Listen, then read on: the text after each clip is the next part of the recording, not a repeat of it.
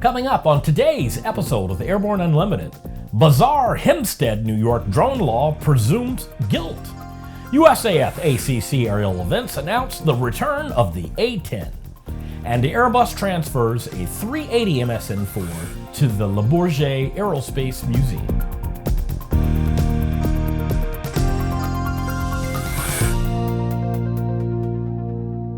Hello, I'm Christopher C. Odom. It's February 10th, 2017, and this is Airborne Unlimited. Worst drone laws ever. An examination of the Hempstead, New York drone laws reveals penalties for anyone who transports a drone through the city. The law states that the town board finds that flying of these drones presents a noisy and potentially dangerous condition to the public and wildlife that may be present at town facilities, and that drone use at town facilities is inconsistent with the establishment and maintaining of a safe and pleasing public environment. But here's the kicker. The possession by any person of a UAS while on or in the vicinity of any Town of Hempstead facility creates the presumption that such UAS has been used in violation of this chapter, subjugating possession of such UAS to all penalties provided for herein. That's correct. The operator doesn't have to be observed flying the aircraft, caught flying the aircraft, or admit flying the aircraft. If you have a drone on or even around a Town of Hempstead facility, you're guilty and you must be punished, and the penalties are stiff. There are obviously federal preemption issues here, but the most bizarre part of this is that the town will rely in part on its garbage persons to issue tickets of drone violations. Folks, we couldn't make this stuff up if we tried. They might as well put up a no drone sign at the city limits. The Aerial Events Office at U.S. Air Force Air Combat Command has announced that the A-10 Warthog will be appearing at 20 or more air shows in 2017 to participate in the heritage flight performances, but with no acrobatic demos. The A-10 is returning to air shows to help the Air Force establish a visible presence at a larger number of shows, including smaller shows that might not otherwise be able to host a USAF aircraft. ACC also announced that all its single-ship demo and heritage flight schedules for the 2017 air show season are nearly complete and will be released soon. According to the Air Force, the A-10 Thunderbolt II is the first Air Force aircraft specifically designed for close air support of ground forces. They are simple, effective, and survivable twin-engine jet aircraft that can be used against all ground targets, including tanks and other armored vehicles. The aircraft has participated in operations Desert Storm, Southern Watch, Provide Comfort, Desert Fox, Noble Anvil, Deny Flight, Deliberate Guard, Allied Force, Enduring Freedom, and Iraqi Freedom. And yes, it can put on one heck of a show. After the break, Airbus museum pieces head into history. Explore no-limits flying in the FAA-certified Sea Ray Amphibious LSA, one of the top 3 best-selling LSAs in the U.S. Progressive Aerodyne Sea Ray comes equipped with a Rotax engine and exhibits extraordinary handling on land, water, and in the air. Check it out at www.searay.com. There's a difference between charting a steady course and pushing for the ceiling. And for nearly a century, Hartzell Propeller has been defining that difference. It's in our passion for engineering and research and our dedication to testing the limits of performance. We are built on honor. We are Hartzell Propeller.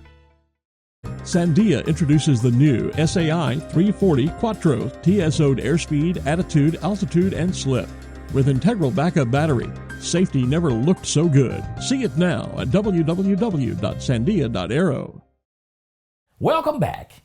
If you'd like to be a supporter of Airborne Unlimited, send an email to Jim at aero-news.net. It's an oldie but a goodie. As part of its contribution to preserving aviation heritage, Airbus will be transferring 4 of its test aircraft to museums, the Museum of Air and Space in Paris, Le Bourget, and Aeroscopia in Toulouse. These aircraft comprise A320 MSN-1, recently withdrawn from the test aircraft fleet, a 340-600 MSN-360, a 380 MSN-2, and an A380 MSN-4.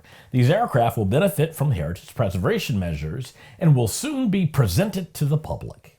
The first aircraft to be transferred will be an A380 MSN-4, which will arrive in Le Bourget on February 14th. The other 3 aircraft, maintained by Airbus Heritage in Toulouse, within the Airbus plant, will travel to Aeroscopia in Toulouse within the next 2 years. When an area in the northern part of the museum has been made ready for them, all these aircraft cover more than 30 years of flight test and commercial success for the Airbus brand. Once an initial phase of technical work has been carried out on the airframe, which will include structural preservation, a special exhibit will also be created inside the aircraft's interior to enable the greatest possible number of people to visit it from 2018 to experience the success of the Airbus. It's Friday, and that means it's time for A&N CEO and Editor-in-Chief Jim Campbell to check in with his weekly Barnstorming commentary. This week, Jim talks about what he calls double trouble, 2 nagging problems that just might provide some opportunities to enhance aviation's future. Here's this week's Barnstorming.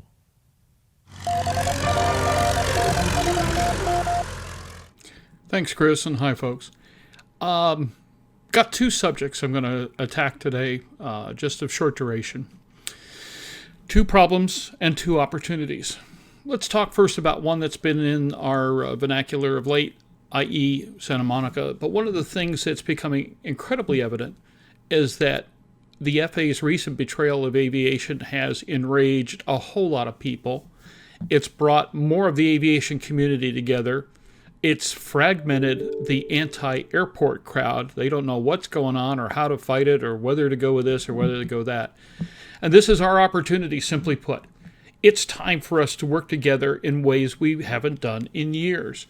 Maybe not since the 90s when the FAA picked on Bob Hoover have we seen the potential for a groundswell effort to support an embattled airport and to set a lesson for the future, and more important, try to put together a victory that this industry sorely needs. Think of it. We lose Santa Monica, we wind up licking our wounds and going away. It's a horrible defeat. If we put up a good fight, that's one thing. If we win, it's an even bigger thing. But these are the battles that turn the tides in bigger fights, especially if we all learn to work together in greater ways. And I got to tell you, A&N is taking our own advice. We're reaching out and working with AOPA, MBAA, EAA, and many others in ways we haven't in a long time. Take that for what you will. On another issue, there seems to be every day a number of new notices, this state's against drones, this town's against drones, so forth and so on. Folks, let me explain something. You may not like what's happening with drones. You're not going to stop it. This is the future. Get over it. But more important than anything else, an attack on any aspect of aviation is an attack on us all. There's an opportunity here to support the drone community, guide them to be better partners in the airspace that we all share, and most important, keep these ridiculous municipalities and states out of our lives. I was just reading a phenomenal piece of legislation from Hempstead, New York, and where these aeronautically ignorant legislators have decided that just the ownership of a drone gives them the ability to fine you, that you are guilty of violating their rules and regs simply through ownership. And oh, get this, 3 guesses who one of the major groups are empowered in this to issue you a ticket. Your garbage man. I'm not kidding. This is for real. Yeah, your garbage man is a drone killer, or at least a buzz killer. At any rate, there's a lot of these things that are happening. It's popping up right, left, and forward, and we all need to work together. We all need to support each other, even if we're not totally in line with everything that's going on, and build a cohesive, synergistic, cooperative community that can let the real world know, in no uncertain terms, you take on anything in aviation, you got yourself a fight on your hands. For the Aero-News Network, Airborne and Aero-TV, I'm Jim Campbell. Raring to go, folks. Raring to go. After these messages, Red Bull picks Hartzell again. Come experience the best of model aviation at the AMA Expo East in Secaucus, New Jersey. 100 booths, flying demos, make and take activities for kids, and many guest speakers including AMA Ambassador Hoot Gibson. Visit amaexpo.com to get your tickets, and we'll see you February 24th to 26th. There's a difference between charting a steady course and pushing for the ceiling. And for nearly a century, Hartzell Propeller has been defining that difference. It's in our passion for engineering and research and our dedication to testing the limits of performance. We are built on honor. We are Hartzell Propeller. Sandia introduces the new SAI 340 Quattro TSO'd airspeed, attitude, altitude, and slip. With integral backup battery, safety never looked so good. See it now at www.sandia.aero. With so much news coming out of the aviation industry, we're summarizing a few of those other great stories in a brief segment we call Around the Patch.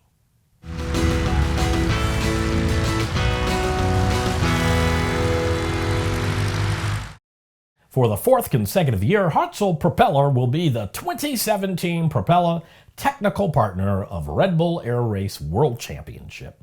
The first race of 2017 series starts today in Abu Dhabi, UAE. Hartzell will provide its three-blade structural composite propeller known as the Claw, carbon fiber composite spinners, and lightweight governors to every Red Bull Air Race team.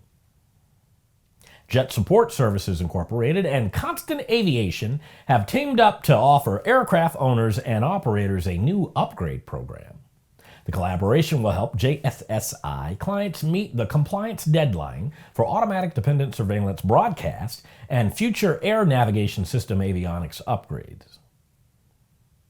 The aircraft carrier USS Enterprise, CVN-65, was decommissioned during a ceremony held in the ship's hangar bay February 3rd.